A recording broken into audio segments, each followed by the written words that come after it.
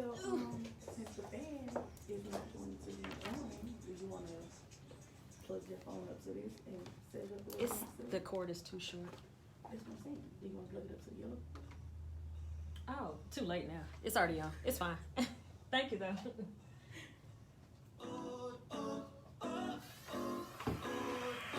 In the morning, on your radio, everybody listening to the lips. And it's Gile J or Jill? Gil. Gil. Gil What I asked. Sorry. Oh, yeah. That's funny. They got the guy last night. Under the words. I gotta call you Jill.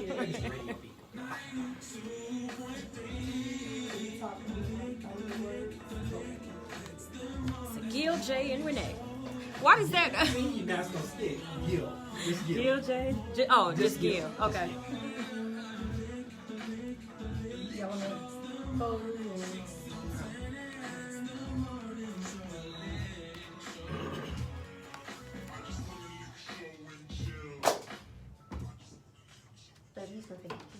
Oh, I'm sorry.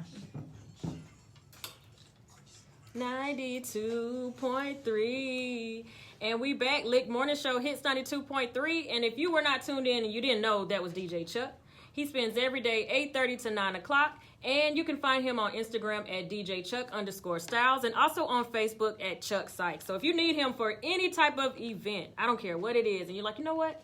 I just feel great today. I don't have anything to do. I want to DJ. Make sure you hit up my DJ, DJ Chuck. And again, you can find him on Instagram, DJChuck_Styles, and also Facebook at at Chuck Sykes. So thank you, DJ Chuck. We have two guests in the building, and we have been in here talking about relationships. So I know all of y'all listen in every day with the Love is Cool with Kel's topics of the day. So we got experts in the building this morning. He said, uh-oh. So let me turn your mics up. So first of all, I want to say one very important thing, that you all have been married for 37 years. 32 years. 32 years So together. Benji has friends for 37. See, that's important. So we have Mr. Gil and Mrs. Renee in the building. And they have the podcast, Rich Relationship. They are counselors of 15 years. And they also have been on CBS, NBC, TBN, Atlanta Live, Hot 108 FM, Blog Talk Radio, and now hits 92.3, amongst a whole bunch of other places. So I'm super duper excited to have them in the building. Y'all have a mobile app? Yes, Renee? You have a mobile app. She turned into a nerd, y'all. I love it. So they have a podcast, a mobile app, and have a new book that's coming out in October, correct? Yes, we do. So we're going to get into all of that stuff. But first I want to know how you all are doing this morning. We a little tired, but we good. Yeah, so tell me about your day yesterday. Oh, Renee, you can tell that part because she does all the scheduling and everything. We actually we went and did an interview on Friends and Neighbors, Channel 57, which is a Christian station. And then we did a radio interview last night with Crosstown Media. And so that is going to be on today, too. So we are happy to be in Atlanta. It's our favorite city. We love it, and we love 92.3. Thank you. And where are you all from? We're originally from Detroit, believe it or not. You know, I joined the military when I was younger, so we traveled all over the world. We actually lived in Europe and all those things. Wow. So now we are, I say, hailing from right now. Okay. Today. It may be Today. somewhere different tomorrow. Montgomery, Alabama. Love it, love it, love it. So you're heading back home after Yeah. IKEA, because you said you're Yes, going we're going to IKEA. We gotta go to I IKEA. love Because it. I'm mobile working now from home, Mhm. you know, so I have to get off that snack table. And, Exactly. I have to build a bigger desk. I just need Are more you space. building your own?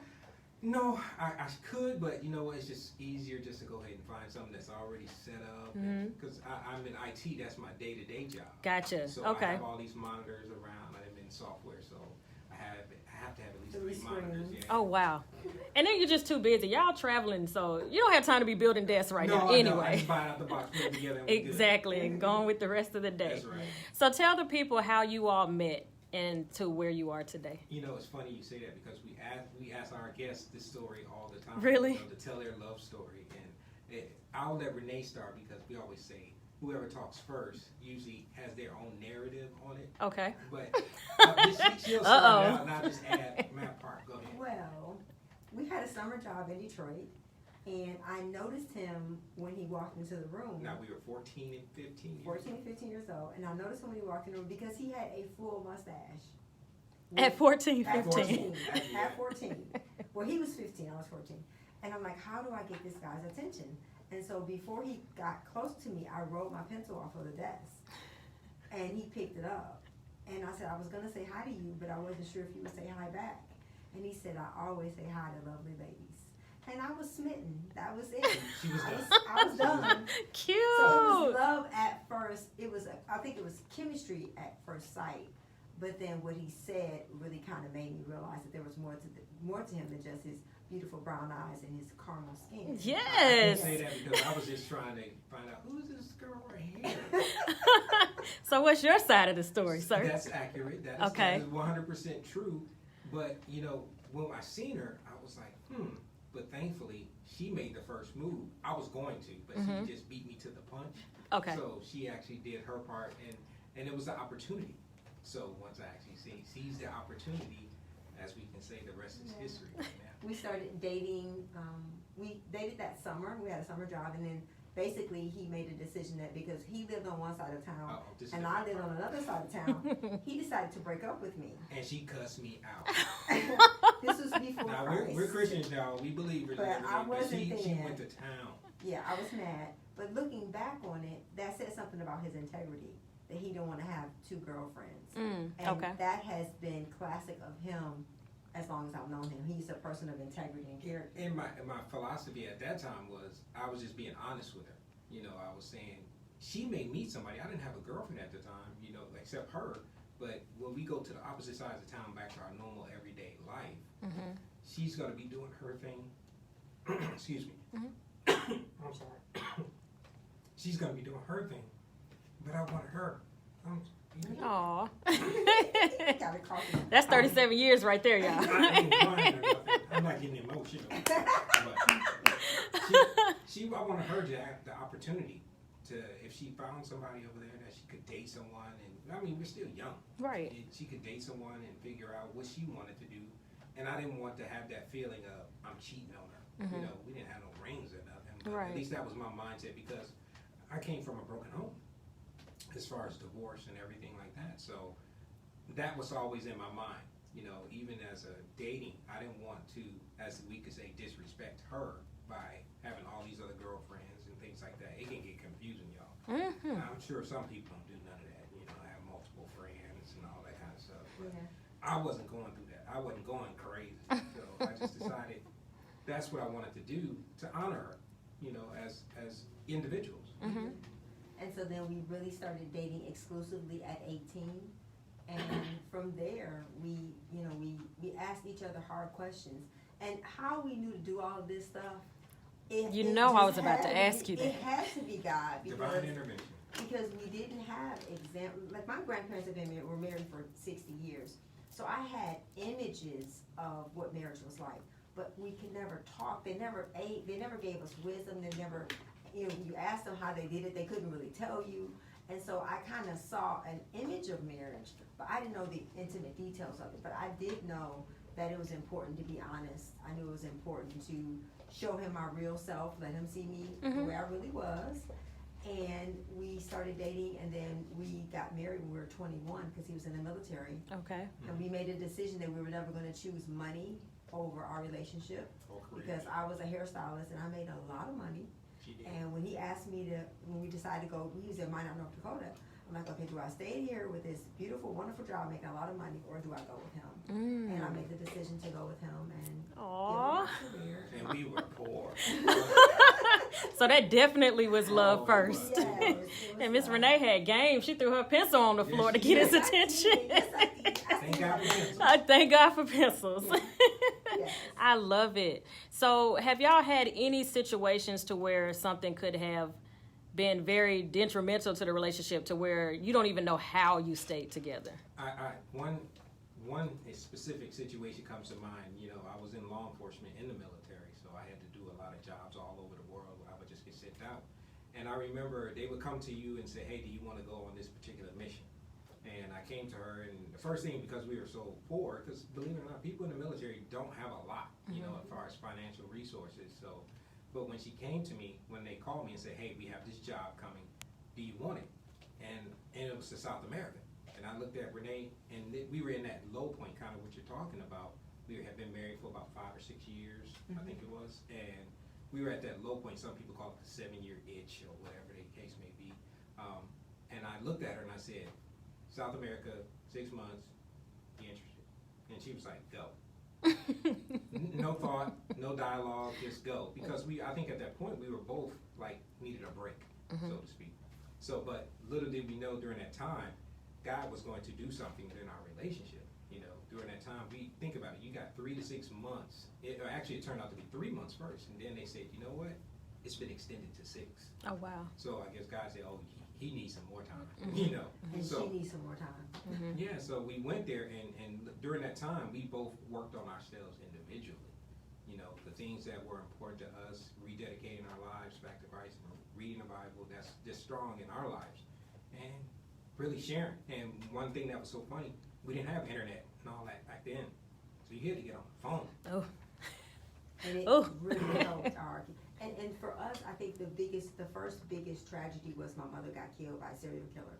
And we adopted my 9 and 10-year-old little sisters. Okay. So my first year as a mom, I had 3 kids. Wow. So we were We raising. only giving birth to 1. We only gave birth, so we raised. So that's, I think, we're looking back on it at 20-something, 24 years old, we had 3 children, and 2 of them were 9 and 10 years old, who had came from a very troubled background. We didn't know. We just saw a need and we responded. And so I think that would have probably, to answer your question, I think that was probably the first thing that most people would not have overcome, because most men would not say, yeah, let your little sisters come and live with us, and we're going to raise them and take care of them, and they're going to flip our whole life upside down. While we're financially trying to take care of ourselves. Yes, and we're already struggling. Yeah. That's a lot. So that's when the Panama thing came up. I just felt like it's money.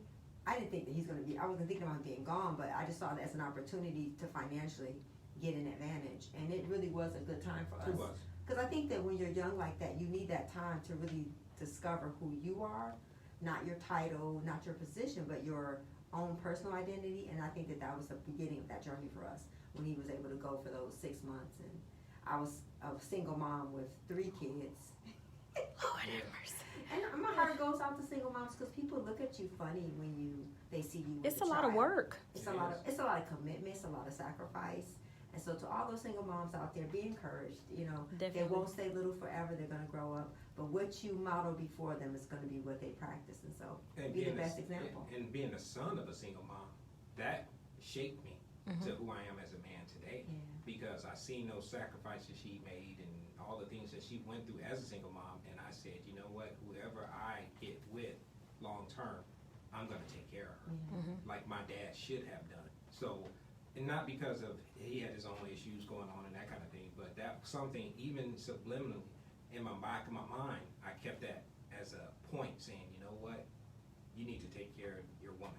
And he is a girl daddy to the core. You see? He fathers and daddies we only have 1 daughter, but we have my sisters as well. But every female he comes in contact with, he's kind and a father figure to them, and I admire that about him, because he didn't have that. You know? So it's always so strange when people pick up things that they weren't like physically taught, and it's just kind of something that's just within them. Yeah.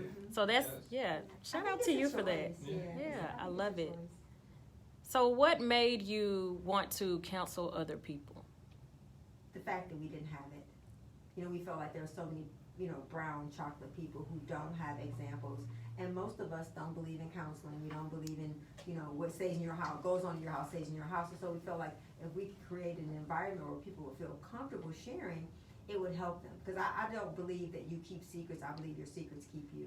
And so if you don't have somebody you can go to and talk to and open up with, you're going to keep repeating the same patterns, because you only know what you know. And so you can only go as far as your own experiences can take you. And so why not leverage the experiences of other people and create a community around that? And so I think that's how we really started, with just premarital counseling.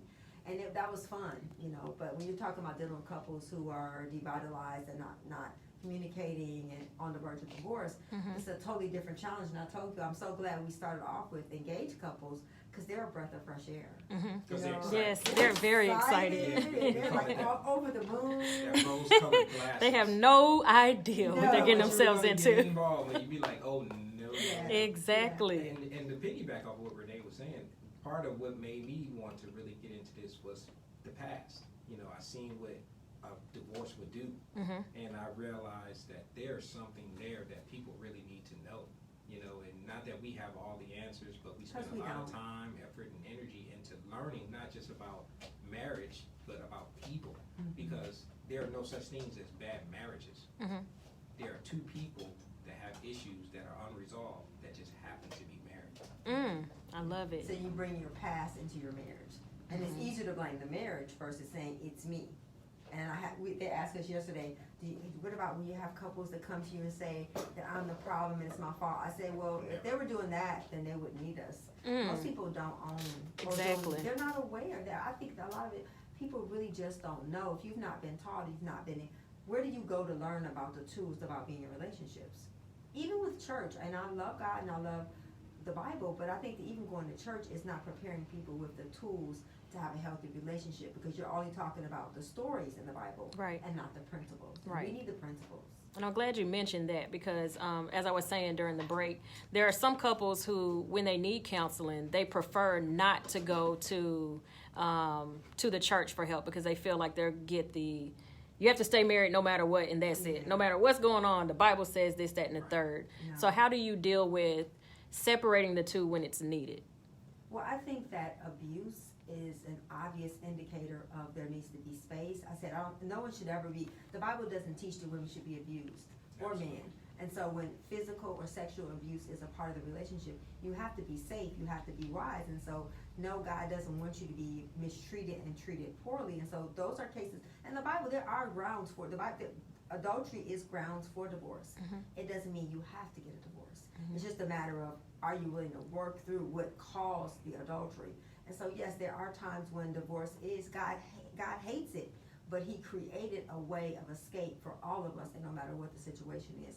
And for some people, divorce is the only solution when abuse or adultery or sexual abuse is a part of the equation. So did you all follow the story with Will, Jada, and August Alsina? We talked a little bit about that, and that was something that we wanted to overcome, not from us because of going against them by any means, but just a statement. And while they may have meant it kind of funny, bad marriage for life, we 100% disagree with that. No marriage has to be bad. It's only when you get lazy and you don't want to do the work that is required for you to change, not for your spouse to change, but for you to do some inward searching and discovery about why are certain things a problem for you. Then that's where you can say, yeah, bad marriage for life. That's basically you saying, I don't want to do the work. And it makes me sad, it broke my heart because you can see the hurt in his eyes. And I think that sometimes we have this facade of, I gotta save face, but you really are better off being transparent, because we are in the camera in front of media, but I think that it's not who you are in front of the camera, I think it's who you are behind the scenes. And I think that as we develop our character and our integrity, it helps us to better be able to be the best version of ourselves. And so I don't think that marriages have to be bad, because again, like we said, I don't believe that there's marriage problems. I believe that there's personal problems that we bring into a marriage, and then it affects our marriage, but the marriage is not the issue. I love that. It's us. And we don't know that. So I'm so glad that you said that, because I know lots of couples who divorce, and like I mentioned earlier, I'm on a second marriage, so there's probably issues that could have been resolved that we didn't know back then. Right. There's couples that you find out that have been married 10 to 20 years, and then they decide to get a divorce, and people are like, y'all spent this long together, like, why didn't y'all just ride it out? So what do you say to people that feel like they've been married for umpteen amount of years, and they're bored with the relationship, or they feel like they're missing out on something else? Right. I think you think about when somebody gets to that point, not only that they may have neglected or ignored, kind of like what you're just saying, the things that have passed, they have to think about, how did I get here? Again, that goes back to that inward searching and that journeying to say, I'm at a position in my life and I recognize that something needs to change. I don't know what it is, but something needs to change. That should be an indicator that I may lack the skills that I need to identify, overcome, or resolve these issues that I'm experiencing. And then I can bring that to my wife in this situation and say, this is what I'm going through. That's one of the things we teach a lot of couples. You have to own your stuff. Yes. And it starts with something as simple as saying, I have a problem. Mm-hmm. And when you can say that, that means you not only are taking ownership of it, you've identified it. And then I can bring that to my spouse and say, hey, this is what I see and this is what I hear, this is what I'm feeling. Then the two shall become one. I love it. So the couples out there that are going through right now, just know that it's a phase you're going through, and you can work through it. And I think we don't realize that love is not a feeling, it's a choice, it's a commitment. And while the feelings of love may dissipate, the choice of love and the commitment of love is what you have to work on. It's just like with a fire. If you have wood and you don't put fire on it, you don't keep it going, it's gonna go out. And so I don't think that people fall out of love. I think that they fall out of like. I think the emotion of it is gone in a valley, but it has to be a choice. And you have to be willing to do what it took to get that person, to keep that person. Because think about that. What did you stop doing that you did when you were standing at that altar to say, I do? You were in this, like we talked about it already, that rose-colored, this is going to be awesome. Exactly. What did you stop doing? Yes. And if you start thinking about that, then you can, again, take ownership. We always talk about that, even with our couples. You have to look at you first before you look at your spouse. And I think it's easier for couples to say, well, he's not doing that or she's not doing that. You only have control over yourself. And so if you take responsibility for what you bring to the relationship, we always say, if you only have 1% of the problem, then own your 1%. If the person is 99% wrong and you're only 1% wrong, what's your 1%? And when you start asking couples, well, what do you need to do different? They're like, they've been so used to, we always call it the blame thrower. They blame the other person, and blame is not a healthy way to resolve conflict. Right. You have to own it. You have to say, what can I do different? What's my part in this? And you have to think about, like you said, go back to what did you love about that person? That's still there. It was funny because we had a conversation with I won't say, but the person was pretty much given the scenario what was going on within their marriage. And I was suggesting everything. And she was like, I tried that. She feels like she's in the ring fighting by herself. And so the minute she mentions divorce, then he's like, well, wait a minute, let's talk about it. But other than that, he's just a workaholic. He work. And so when she tries, I was like, well, why don't you plan a trip? And then I tried it. What do you say to a couple, a person that comes to you and they feel like the other spouse is, like they're trying everything. They've acknowledged their issues in the relationship and it's still going nowhere. Normally, when people say they have tried everything, they're trying the same thing. Versus having someone from the, and I really believe that there's certain points in your life when you need to have people who specialize in that area to show you something you don't see. And so I think that sometimes we are doing the same things over and over again, expecting a different result. Like what I hear him, just from what you said, I think that it goes back to, does he realize that he's valuable without his career? Because when people are workaholics, that is from identity issues, it's from insecurity, they're overcompensating. And so it's really more so getting the person to look inward to say, why is work so much of a priority? Why am I making my job my God? And so I think a part of it is that you need other people that can help you to kind of work through it. And we would love to work with them, but I think sometimes you don't know what you don't know. You don't know what you don't know. So I'm going to give her your information. Yeah, Because I tried to give her my life experiences, and I went through, like, they know, everyone that listens to the Lick Morning Show, I've talked about my relationship up and down, out and in, but we separated for a whole entire year, where I wouldn't recommend that to anybody, but I feel like I got a brand new man when we got back together. And we've been back together for 2 years, and he's still the guy that I came back to, and I felt like that was needed. But I wouldn't recommend that to somebody else because it may not be the same outcome. But for us, like being in the military, and I realize that, people say you don't realize what you have until it's gone. For the military people, we get that time apart all the time. And so it allows you to have this fresh look, to see each other through fresh eyes. Right. And so it's not so much about being apart to divorce. Sometimes you need that time to kind of examine yourself. And so that could be the key. Not saying that you should separate to do that. But I think that sometimes you need that time to just stop and say, what am I not doing, and why am I not fulfilled? Because marriage is something we get to do. It's a gift. Yes. Mm-hmm. I mean, it's somebody you get to spend your life with and your story with, and so a part of that is the way you look at it. I think sometimes we look at it through, oh my gosh, he get on my nerve, he's a ball and chain. It's I think like it's a self-fulfilling prophecy. When you don't appreciate it as a gift, then you start to neglect it. And so we need to be grateful for the fact that we get to be married. I love it. So instead of bad marriage for life, you get to have a great marriage for life. A great marriage It's a for life. choice. It's It's a choice. definitely a choice. So tell me about Rich Relationship Podcast. Well, we started this about a little over a year ago, and it came from a message that we heard at our church, and it was titled "What's Next?" That was the title of the message, and it was really just talking about what could you do to help somebody else. If you ever want to get out of a situation of a slump, or even in your life, you have to really invest in somebody else and forget about yourself for a minute sometimes. And that's something that we had talked about. We had went over and over about our marriage. You know, we share with people all the time before we even started the podcast, and we were doing the premarital counseling and things like that. So I came to Renee actually because Renee is more in the media than I am beforehand. You know, she's been on television and hosting shows and stuff like that. I'm the behind the scenes guy. You know, I'm the techie, nerdy, keep stuff going.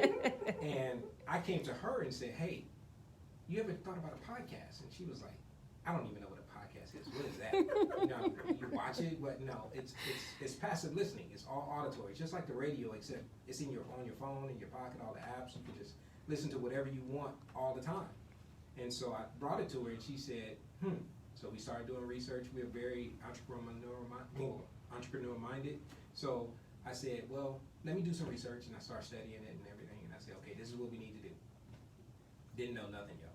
I mean, and so we literally just said, sometimes you just have to put it out there. And so we just literally went and bought some equipment. I started on the shoestring budget, bought some stuff, came out with a template, and kind of said, this is what we're going to do. And we just hit the record button and just went.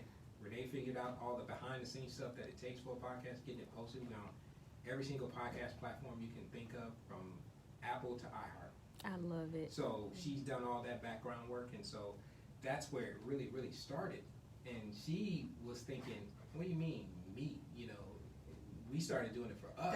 God got him, y'all. He thought he tried to push me I'm off trying to there. say behind the scenes, Yeah. Nope, you got to come on here too. So how often do you record? Once a week. Once a week. We've been going, and we started March of last year, or I think it was March of last year, and we didn't stop. I love it. Literally, I mean, you can go to our website or the page, or just Google Gil and Renee, and more than likely something is going to pop up and you can find us.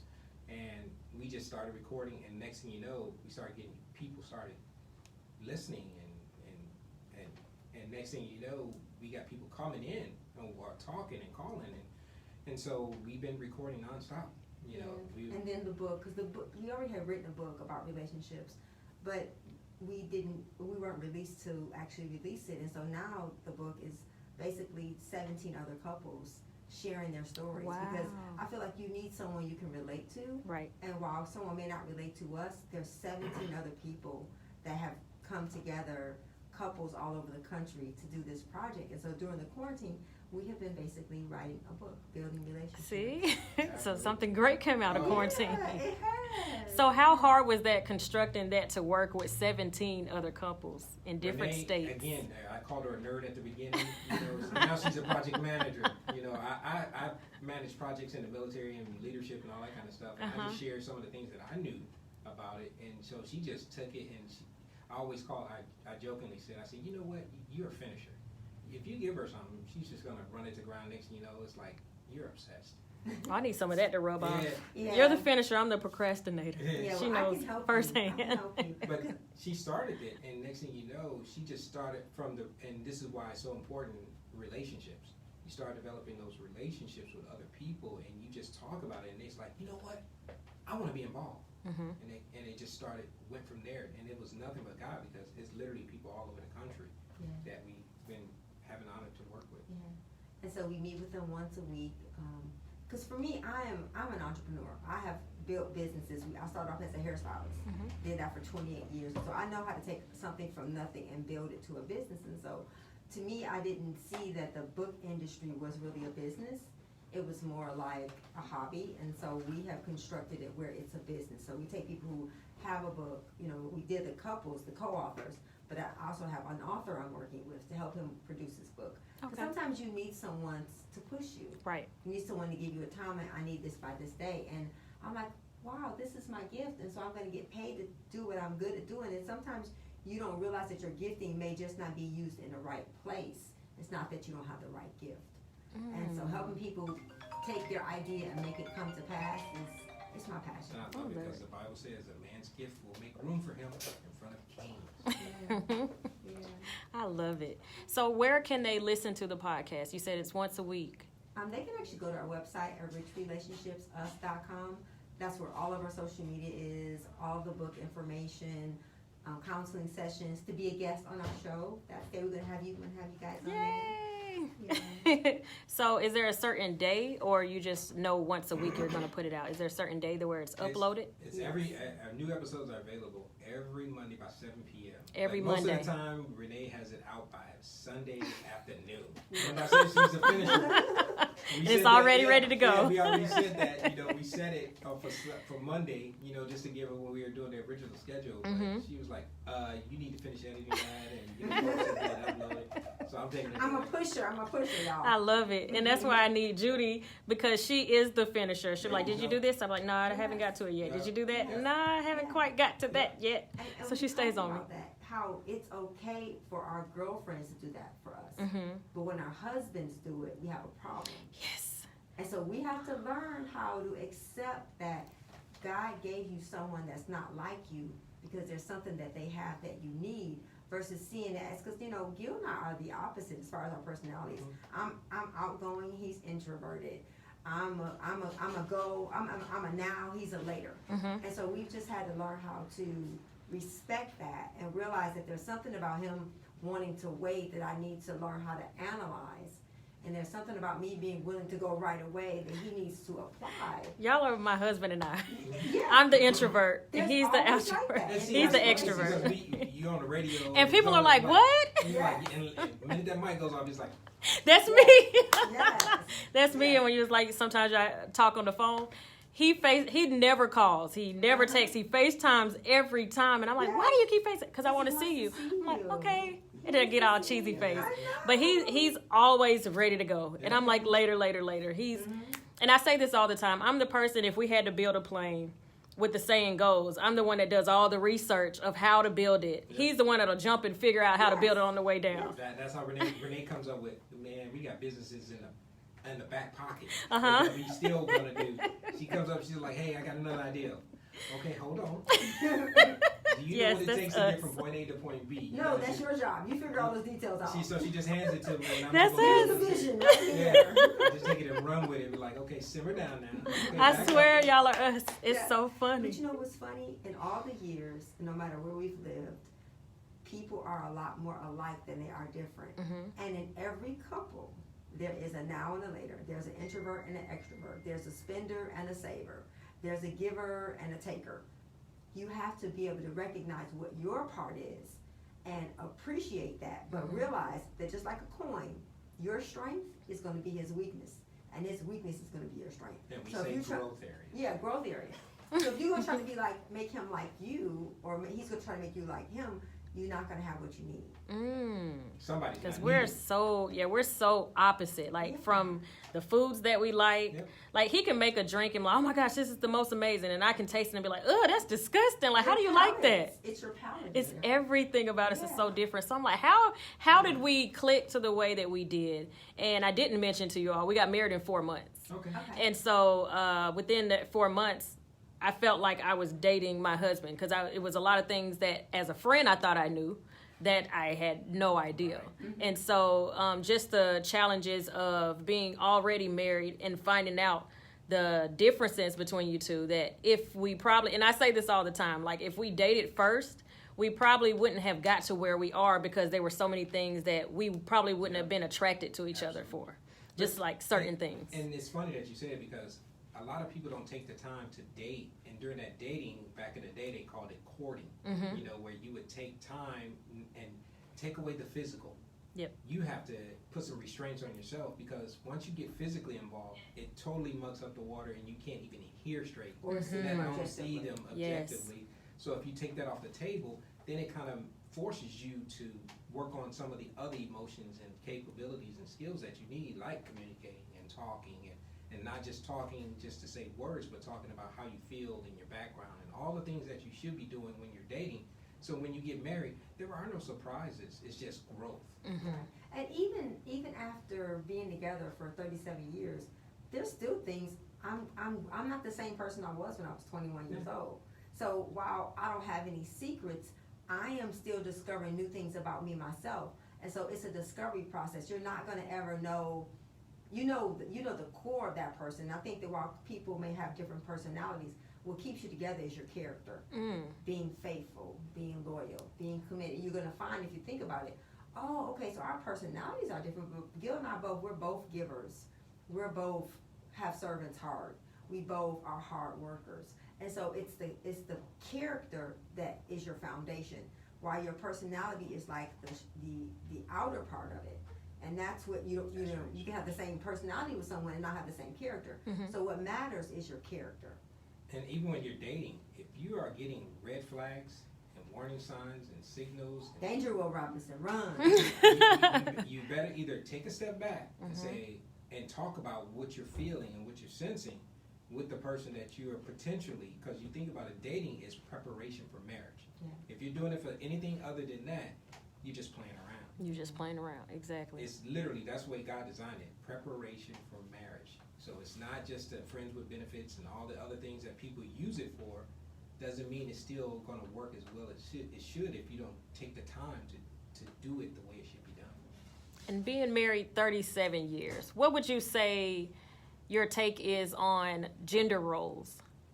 And we talk about it a lot with couples as roles and responsibilities. You know, a lot of couples you have to figure it out. There is no one size fits all. We use a prime example of when we first were dating. I was a single guy. I had a job. I made money. I had it in the bank. And when I wanted something, I would just go to the ATM and get it. I would take care of my bills and everything, but I would just go get it. I didn't have to check in with anybody else. And I wasn't necessarily on a hard budget and stuff like that. I just, as long as it was there, my responsibility was taken care of, go do it. Right, it's extra money. Exactly. So when we got married, Right. yeah, so when we got married, Renee is a planner, budgeter, and those types of things. That's me. That was one of those times where she said, hold up, simmer down, slow down. You can't just go do that anymore. And I had to, take that position of, okay, I'm going to listen to my wife in this aspect, because if we're building this life together, there's things that are going to be required later that if I go and spend everything now, we're not going to be able to build anything.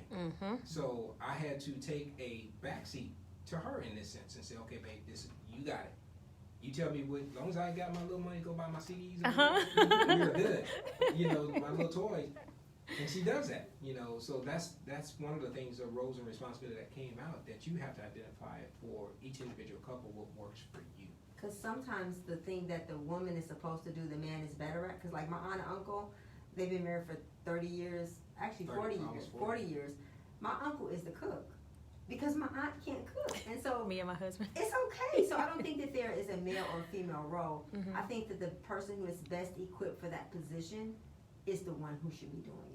And that's what I say too. Yeah, if And you're that's good it. at it and you enjoy it, then you should be doing it. You have to take a backseat to your spouse. While the man, we practice and believe that, yes, the man is the final authority in the house that the decisions get made. But there are times where my wife, Renee, comes to me and she advises me, like, hey, you may want to think about this before you make the decision, because ultimately I'm the one that's going to have to give an account for my household. I absolutely love it. Now, you mentioned the book, but you didn't say the name of the book.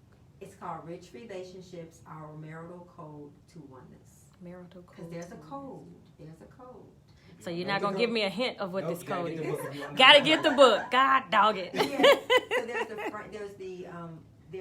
the foundation, then there's the framework, which all the couples talk about an area of the framework, Okay. and then the code is so the foundation and the code is something that God gave us because we work with couples for so long, and there's certain things we just kind of saw that, you know what, this might be what is the missing ingredient in people's relationship. Because we tell them all the time, every couple, every situation, they are unique. your situation isn't. But your situation is But your not. situation is not. And everybody will feel like their own issue is their own and nobody is going to understand it. And that's one of the biggest tricks of being, of autonomy. We live in a society where everybody wants to be autonomous. They Do don't, their you own know, thing. but you're not on an island. Mhm. There's nothing that we're gonna do. God's gonna be like, dang, you got me on that one. I didn't see that True. coming. You know? True. Very And true. So why not allow someone, because I'm really big on having mentors. I have, in every part of my life, I have someone that I go to and say, hey, this is what I'm thinking about doing, my decision board. Mhm. You know, and so we need a decision board, because if not, we're gonna keep doing the same things over and over and over again. So the book is really just designed to give people who like to read an access to us, but it's really about the relationships, the Zoom calls, the meetings, the groups, so that people can feel like they have community, so they're not by themselves. And how important do you feel it is having individual time while married? Oh my gosh, that's It's essential. You Yeah. know, as a part Every of, day. you know, I'm better when I have time to contemplate. I'm a thinker. I like to just go for a walk and just, even if it's just going for a drive. or It's cutting the amazing. grass. Yeah, it's amazing what things that will come to me that I say that God speaks to me and tells me that I can bring to Renee, because, and 9 times out of 10, it's usually about me first. It's not going to be about Renee. You need to go tell her to do this. No, he's going to say, well, what about you in this? So that's what the individual time is for. It's not just to get a break because I don't want to hear her talk or mess around with him, go play your video games or do whatever you want to do. It's a time that you should be using to do what we're really, really big on inventory. Yeah. You have to do self-inventory. Yeah. So you have to, and especially when you're married, you need that time alone so that, like you said, God can talk to you about you, but so that you can really not think that because if you're by yourself and you're still mad, you might be the problem. That's But good. if you're around somebody else, it's easy to deflect and say, well, he make me mad or he get on my nerves.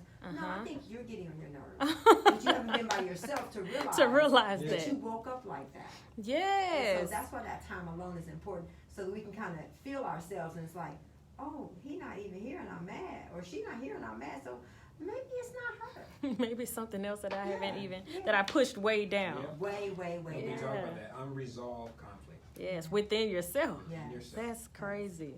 So I remember I just saw the movie again, but I saw it when it came out in the theaters, when it was Sex and the City 2, where they had the apartment that they switched off and lived at for a weekend each, separately. What do you think of those type of situations? Do you feel like that's kind of asking for issues within the relationship, or you think that's like a vacation within? I'm not familiar with I'm that. not- Okay, so in the movie, she had her apartment. They dated for like 10 years, and then they finally decided they were going to get married. She didn't want to give up her apartment. So she went on a trip with her friends, like a bridal type thing. And when she was out, she kissed her ex-boyfriend. And when she came back, of course, they had their issues or whatever. So he went to the apartment when she came back home, because they moved in together. Okay. And he didn't want to see her when they got home, because he didn't know if he wanted to go through with being with her or not. So he went to the apartment to reflect. So when he came back, he was like, I enjoyed it. We should do this more often. And she had a problem with it at first. So towards the end of the movie, they decided within the movie, they switched off. So on the weekends that she was there, she would read her book. On the weekends he was there, he would watch TV until he fell asleep, because she didn't like the TV on when he went to sleep. But at the end of the movie, they got rid of the apartment. But some people were like, I think that's a great idea. To me, I felt like that was a bit much, to keep an apartment ongoing But you think within a about- marriage. Think about that in a mental state. That's what you should be doing all the time. Reminiscing. Every day. Reminiscing about the things that made you fall in love with this person, that you have that ring on your finger, or you celebrated that day on, that you can say, wow, babe, we did this. And if you start forgetting the things that made you say I do, then those kind of things are going to happen, whether it's hooking up with an ex-spouse or a past fling or past relationship, or diving into your work to where you are distracted and don't want to focus on it, but you have to do it. Yeah. you know? You have to. And so I think that when people don't do something every day, then they have to do things like that. And financially, if you can afford to do that, it's relative. But I think that if you do it every day, a little every day, you won't need to do it where you go away for weeks at a time. Because we do, as a couple, we go away just the two of us, because we know that we are responsible for helping other people. So you have to have that time where you put back in, because you don't want to give from an empty cup. Yes. So you need that time, but I think that you should do it every day. If you did it every day, if you spent time by yourself every day, even if it's just an hour by yourself every day, you wouldn't feel the need to. When I feel like I need to run away, I know I haven't been doing enough self-care. That kind of came out with this COVID thing going on, that Renee and I literally go for a walk every day for an hour. I don't care, rain, sunshine, whatever. I mean, extremes. But when we do that, the phones are off, we're disconnected, and it's just us.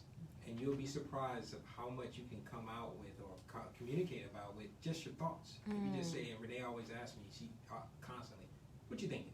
Because when you ask the guy, how do you feel? They don't understand that. Yeah. So you have to say, I'm what are fine. you thinking? You're like, I'm good. Yeah. So when she says, what are you thinking? I literally have to stop and say, what am I thinking? Okay. And I'll tell her. It may be something very trivial, but sometimes it's not, but that was a practice that she had to teach me. Not only to communicate my emotions and my feelings, but to share it with her. Because we can't expect our spouse to know what's going on the inside of us if we don't let it out of us. Right. Somebody say, yeah, men will say, I don't know or I'm good. Yep. That's Yeah. their favorite. And they're not. Yeah. Trust me, they are not. And I know a lot of times they'll say that men don't say because they feel like they're the provider, they have to be the one to figure it out. And women, as the wives, will get upset because we feel like at the end of the day, we end up helping. If you would have told me a long time ago, Right. we could have helped resolve it at that time. Why do you feel like men feel they have to bear everything inside instead of letting it out and letting their spouse be a helpmate? I would say a good man feels that way because that's our responsibility. That's our role. That's the way we were designed. That's the way God designed us, is to be that provider, to be that one to take care of his family. And if you got a guy that is going out there and doing it, don't slam him for it because that's what he's supposed to do. If anything, the Bible calls you a helpmate. In other words, how can I come alongside you and help? So a guy who really wants to take responsibility and take ownership of not only his family, his relationship, his spouse, his kids, and all those things, that is something to be celebrated because it is such a fleeting moment. But it's just how we're hardwired, But I think sometimes it happens because boys are told when they're little, don't cry. I think that we teach men sometimes not to feel, and so therefore they don't really know how to. And so I think that's something as wives, because we are really good at feeling. Oh, yeah. We feel everything. Every And single so thing. It's that, again, it's that respecting the differences, but also bringing him into the world that I live in. And him I've learned to be a better thinker because of him. And so I think that he's learned to be a better feeler because of me. And so I think rather than getting frustrated because they try to take on the responsibility of it, it's putting yourself in his shoes. Again, that's his role. So how can I help him? Right. By being, like I said, when I see him clenching his jaw, and I can see when he's stressed out, I'm like, what you think about? And so it's just being able to just let him know that you're a safe place, and the way you respond to, because men are emotionally weak and physically strong, and women are physically weak and emotionally strong. So you can't say things to men you can say to your girlfriends. And so when you see him struggling, you see him having a hard time, ask him. Yeah, that's not a time to tear him down and Right. say, we back in the day we used to say, you just a punk. No, nah, it's not, and that's something. It's two emotions that men express really well: frustration and anger. We got those down pat. You don't even need to teach us nothing about that. We know how to do it because, especially as black men as well, we get that enough outside. So when you got to come home to it, trust me, it's draining. Yeah. So that's something that Renee really, really helped me understand is outside of those two emotions, what else are you feeling? Well, I'm frustrated. And then she'll start probing questions about, when you say frustrated, what do you mean? Or how do you feel? Or what are you frustrated about? And that can make me frustrated, but that actually makes me have to go back to what we started at the very beginning. You have to start going inward and saying, why am I frustrated? Why am I mad? And even if you're just having a self-dialogue, talking to yourself, that's still going to help you when it comes to talking to your spouse. So I'm just learning in every aspect, whether it's relationship, friendship, coworkers, friends, family, like communication Oh my God. solves It's the everything. key. And the thing is, most people know how to talk, Yeah. but communication is not just talking, it's listening. And active listening is what I think people have not been taught how to do. Or we listen autobiographically, where we're seeing everyone through our own experiences. We're supposed to listen to understand, not to fix it, and not to critique it. it's like, oh, okay. Because if you listen, we talk about what's your return policy. If you go to a store and they tell you got to keep it all sales final, you don't go to that store. So when your husband or your spouse brings something to you, you have to be able to control your own emotions to say, okay. Because there's sometimes I tell things Gil he doesn't want to hear, but he's like, thanks for telling me that, you know. And it's not telling them over and over and over again because that's being a nag. But it's just making you, this is what I need from you. I have a problem. I need you to hug me more. I need you to touch me. I need you to clean up the kitchen. We need to be able to know what we're mad about and then communicate. That's what the difference between being aggressive and being assertive. We have to know how to communicate what they need in the right tone, with the right, even when we're mad, with the right attitude. Because, you know, they always tell us you get more bees with honey than you do with vinegar. Yes. So it's just how we do it, you know, what we do, how we say it, our tone, our temperament, our expression. Yeah. And all those are things you have to be taught, you have to learn. You know, because the active listening part is something as simple as when your spouse says something to you, mirror it back to them and say, this is what I heard. Is that right? And if they say, no, that's not what I meant. I need to do that often. It makes a big difference. Because we are both bad at communication, but I would say he's better at it than I am. Right. Because he's at least willing to discuss it right then and try to figure it out. I need to calm down first, and then I can discuss it. But then I'll still make my own thoughts instead of just asking in that moment. That might help too. And like, see, okay, so what do you mean? It's funny you say that about calm down. That's one of the things that we share with our couples is when we call it a timeout. When if you're in a heated situation and you like, I need to get away. I need to escape. That's what you really are doing. You call the timeout, but you have to set the time when you're coming back. And it has to be within that 24 hours. You can't say, I'll talk to you next week or next month or whatever. You know, if you say at noon, I need time. And that's for you as a couple to decide, okay, if you call a timeout, you got 6 hours. Put a time limit on it to where you can say, by 6 o'clock tonight, we're going to talk about this. But the person who calls the timeout has to set the time. I can't say, because Gil is the timeout person, I can't say, I'm going to give you 30 minutes. Oh, yeah. You're going to start a whole new argument. That's a whole new argument. So the person who needs the timeout needs to set the time for it. Right. But which you realize, because I realized when we first got married, I'm like, let's talk about it now, let's work it out, and I used to drive him crazy. I got to process it. And I got to process I it. ain't even heard you yet. And so it's like, okay, I need to give him, I'm very quick-witted. I have a solution. That's just the way my brain works. I can come up with like that pencil thing. That was quick-witted. I saw him, I'm 14. getting attention. Okay, boom. I always had it in her. Yeah, so I understand that because my brain processes faster, I can't put him on my clock. Right. And so, and because of that, so we have to learn how to, Gil always says, I'm a student of you. I study you. I know you. And so I think that's what makes marriage beneficial when you see it as a gift and that you got to work at it. And it's not just me in this, it's the other person.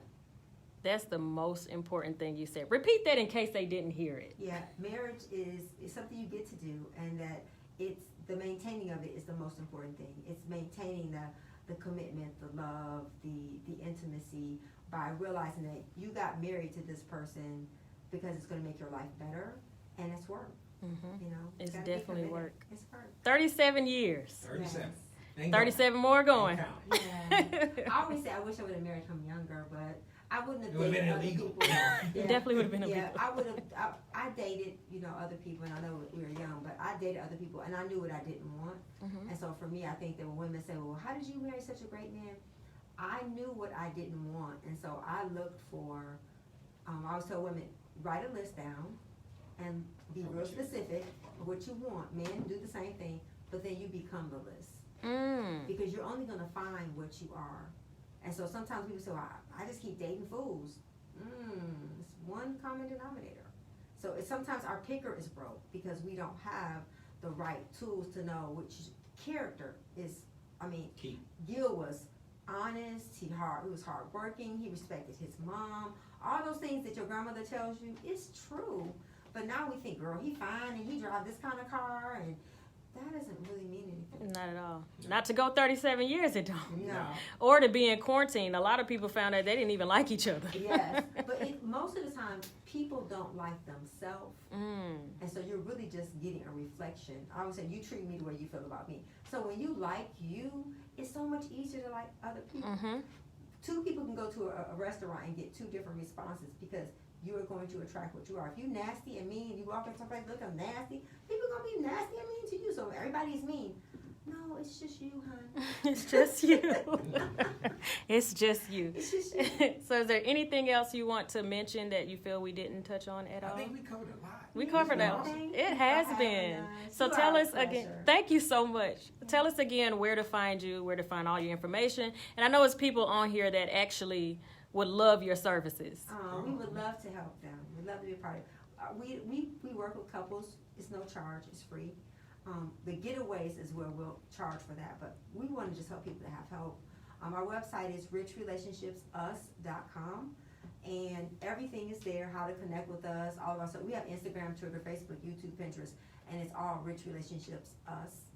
And we just want to be a part of your story, be a part of your journey, and so people don't have to do this marriage thing alone. Because we always say it, because we're stronger together. Yeah, and I would say let's grow. Yay!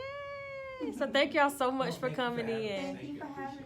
You're welcome. So this interview will be up on YouTube today. I'm putting it up on YouTube because I have a lot of married couples on my Facebook, and we have these types of conversations all the time. So if they missed it this early in the morning, yes. Always be available to you. Thank you so much. Yeah. Thank you. So we're about to get up out of here, y'all. So I thank y'all for staying tuned the whole 4 hours just listening to little old me. We'll be back on Monday morning, same time, same place. Love you, peace.